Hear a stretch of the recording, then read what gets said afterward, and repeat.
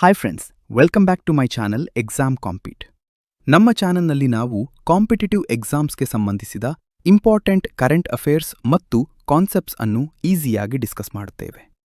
ಇವತ್ತಿನ ಕರೆಂಟ್ ಅಫೇರ್ಸ್ನಲ್ಲಿ ಒಂದು ತುಂಬಾ ಇಂಪಾರ್ಟೆಂಟ್ ಟಾಪಿಕ್ ಅನ್ನು ನೋಡೋಣ. ಅದು ಕರ್ನಾಟಕದಲ್ಲಿ ಪ್ರಾರಂಭವಾದ ಗೆಳತಿ ಕೇಂದ್ರ ಯೋಜನೆ ಬಗ್ಗೆ ತಿಳಿದುಕೊಳ್ಳೋಣ.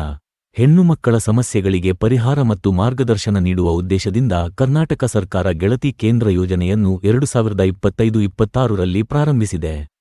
ಈ ಯೋಜನೆಯನ್ನು ಮಹಿಳಾ ಮತ್ತು ಮಕ್ಕಳ ಅಭಿವೃದ್ಧಿ ಇಲಾಖೆ women and child development department ಜಾರಿಗೆ ತಂದಿದೆ.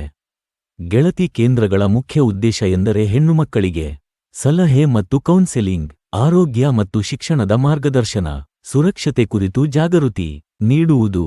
ಇದರ ಮೂಲಕ ಹೆಣ್ಣುಮಕ್ಕಳ ಸಾಮಾಜಿಕ ಹಾಗೂ ಮಾನಸಿಕ ಸಮಸ್ಯೆಗಳಿಗೆ ಸಹಾಯ ಮತ್ತು ಮಾರ್ಗದರ್ಶನ ನೀಡಲಾಗುತ್ತದೆ.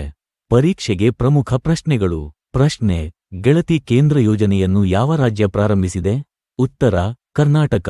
ಪ್ರಶ್ನೆ: ಗೆಳತಿ ಕೇಂದ್ರ ಯೋಜನೆಯನ್ನು ಯಾವ ಇಲಾಖೆ ಜಾರಿಗೆ ತಂದಿದೆ? ಉತ್ತರ: ಮಹಿಳಾ ಮತ್ತು ಮಕ್ಕಳ ಅಭಿವೃದ್ಧಿ ಇಲಾಖೆ. ಪ್ರಶ್ನೆ: ಗೆಳತಿ ಕೇಂದ್ರ ಯೋಜನೆ ಯಾವ ವರ್ಷದಲ್ಲಿ ಪ್ರಾರಂಭವಾಯಿತು? ಉತ್ತರ: 2025-26. ಹೀಗಾಗಿ ಗೆಳತಿ ಕೇಂದ್ರಗಳು ಹೆಣ್ಣುಮಕ್ಕಳ ಸುರಕ್ಷತೆ ಮತ್ತು ಸಬಲೀಕರಣಕ್ಕೆ ಸಹಾಯ ಮಾಡುವ ಪ್ರಮುಖ ಯೋಜನೆಯಾಗಿದೆ.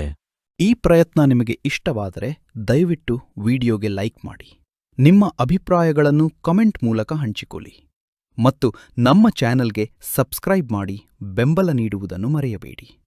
ವೀಕ್ಷಿಸಿದ್ದಕ್ಕಾಗಿ ಧನ್ಯವಾದಗಳು.